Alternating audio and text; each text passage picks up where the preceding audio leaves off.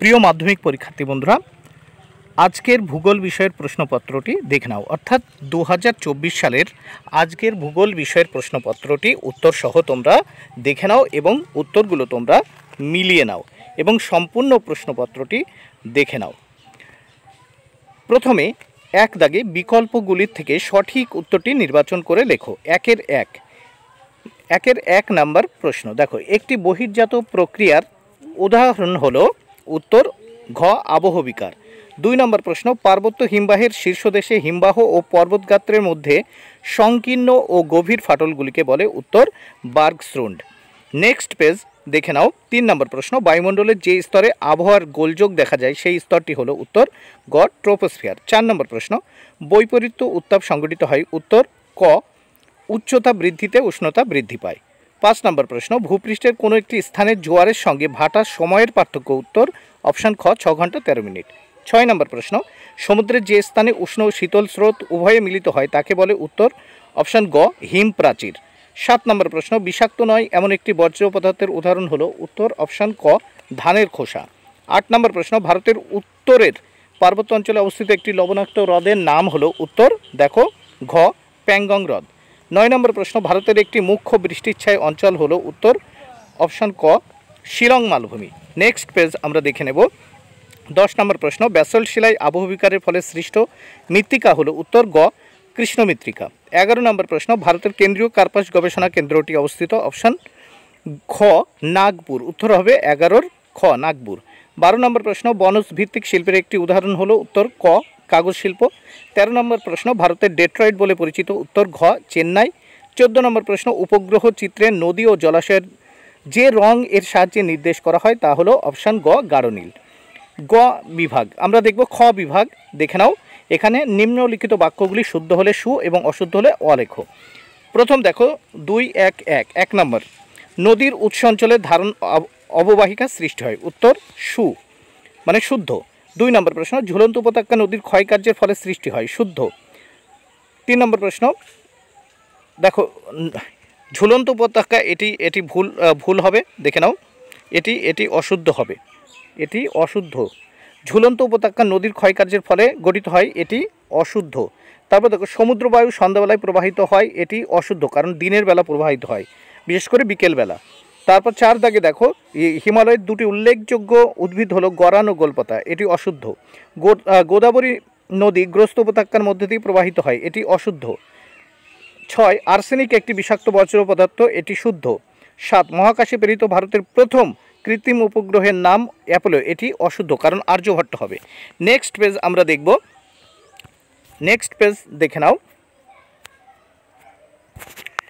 দেখো এখানে 2 উপযুক্ত শব্দ বসিয়ে শূন্যস্থান পূরণ করো, যে কোনো 6টি প্রশ্ন উত্তর দাও। দেখো 1 নম্বর প্রশ্ন, 2-1 প্রপাতকূপ বা প্লান্সপুল সৃষ্টি হয় জলপ্রপাতের পাদদেশে, তারপর বা পর্বতের পাদদেশে। 2 বায়ুপ্রবাহ ও সমুদ্র স্রোত বিক্ষিপ্ত হয় কোরিওলিস শক্তির প্রভাবে, কোরিওলিস শক্তির প্রভাবে বা বায়ু শক্তির প্রভাবেও তোমরা লিখতে পারো, বায়ু শক্তি বা কোরিওলিস শক্তির প্রভাবে। 3 নিরক্ষীয় অঞ্চলে দেখো পরিচলন বৃষ্টিপাত হয়, নিরক্ষীয় অঞ্চলে পরিচলন বৃষ্টিপাত, নিরক্ষীয় অঞ্চলে পরিচলন ধরনের বৃষ্টিপাত হয়। তারপর দেখো 4 শীতল ল্যাব্রাডর স্রোতের প্রভাবে নিউ ফাউন্ডল্যান্ডে শীতকালে তুষারপাত হয়, শীতল ল্যাব্রাডর স্রোত। নেক্সট আমরা দেখব 5 ব্যবহৃত ইঞ্জেকশন সিরিজ একটি চিকিৎসা বর্জ্য। 6 ন্যাপথা পেট্রোলিয়াম শিল্পের জন্য বা শিল্পের প্রধান কাঁচামাল। এবার 7 নম্বর, 2011 খ্রিস্টাব্দের আদমশুমারি অনুসারে ভারতের সর্বনিম্ন জনঘনত্ব সম্পন্ন রাজ্যটি হলো অরুণাচল প্রদেশ। এবার দেখো 3 দাগে একটি বা দুটি শব্দে উত্তরগুলো দাও, যে কোনো 6টি প্রশ্নের উত্তর করতে হবে। 1 চুনাপাথরযুক্ত অঞ্চলে নদীর ক্ষয়কার্য কোন প্রক্রিয়ায় প্রাধান্য পায়, দেখো দ্রবণ বা সলিউশন। 2 বায়ুমণ্ডলে কোন স্তরে মেরু প্রবাহ দেখা যায়, আয়নোস্ফিয়ার। 3 কোন মহাসাগরে ঋতু পরিবর্তনের ফলে সমুদ্র স্রোতের দিক পরিবর্তন হয়, প্রশান্ত মহাসাগর। 4 কর্ণাটকের ব্যবচ্ছিন্ন মালভূমির নাম কি, মালনাদ। 5 কোন শক্তিশালী ক্রান্তীয় ঘূর্ণিঝড়ের প্রভাবে 2020 খ্রিস্টাব্দে দক্ষিণবঙ্গ ক্ষতিগ্রস্ত হয় আমফান। 6 শ্বাসমূল কোন জাতীয় উদ্ভিদের একটি বৈশিষ্ট্য, উত্তর লবণাম্বু। 7 খনিজ তেল ও স্বাভাবিক গ্যাস বহনে কোন পরিবহন মাধ্যম খুবই উপযোগী, নালীপথ। 8 ভূবৈচিত্র্য সূচক মানচিত্রে যে কাল্পনিক রেখার সাহায্যে ভূমির উচ্চতা দেখানো হয় তার নাম সমোন্নতি রেখা।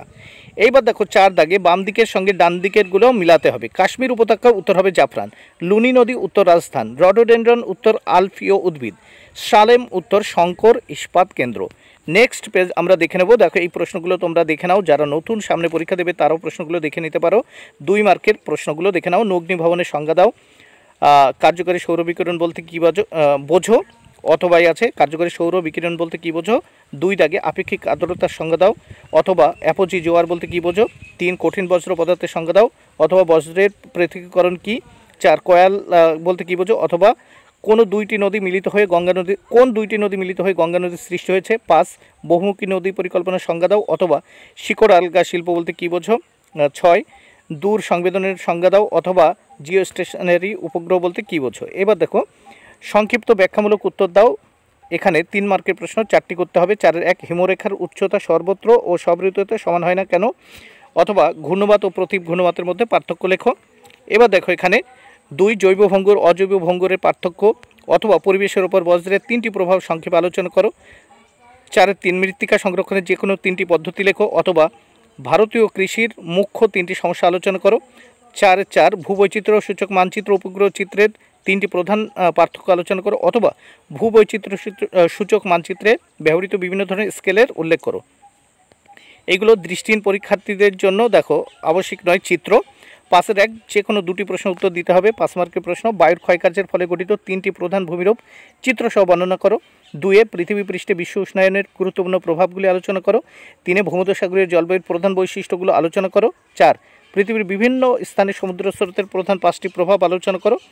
এবার নিচে দেখো 5-এর 2 যে কোনো 2টি প্রশ্নের উত্তর দাও। এখানে 5 মার্কের ভারতের ক্রান্তীয় চিরহরিত অরণ্য এবং ক্রান্তীয় মরু উদ্ভিদের বৈশিষ্ট্যের উপর জলবায়ুর প্রভাব আলোচনা করো। 2-এর 2 ভারতে ইক্কু চাষের অনুকূল ভৌগোলিক পরিবেশ বা অনুকূল প্রাকৃতিক পরিবেশের বর্ণনা। 3 ভারতের পশ্চিমাঞ্চলে কার্পাস বয়ন শিল্পের উন্নতির কারণগুলো ব্যাখ্যা করো। 4 ভারতের পরিবহন ব্যবস্থার প্রধান 5টি গুরুত্ব আলোচনা করো। এইবার দেখো এখানে রয়েছে কি ম্যাপ পয়েন্টিং। দেখো এখানে মেঘালয় মালভূমি, মালাবার উপকূল, নর্মদা নদী, শীতকালীন মৌসুমী বৃষ্টিপাতযুক্ত অঞ্চল, একটি লবণাক্ত মৃত্তিকা অঞ্চল। 6 ভারতের কৃষি বনভূমি গবেষণা কেন্দ্র। 7 পূর্ব ভারতের একটি চা উৎপাদক অঞ্চল। 8 উত্তর ভারতের বৃহত্তম মোটর গাড়ি নির্মাণ শিল্পকেন্দ্র। 9 পূর্ব উপকূলে একটি স্বাভাবিক বন্দর। 10 বেঙ্গালুরু। বন্ধুরা তাহলে প্রশ্নপত্রটি দেখলে উত্তর সহ। ভিডিওটি যদি ভালো লাগে অবশ্যই লাইক কমেন্ট ও শেয়ার করো। Thank you very much.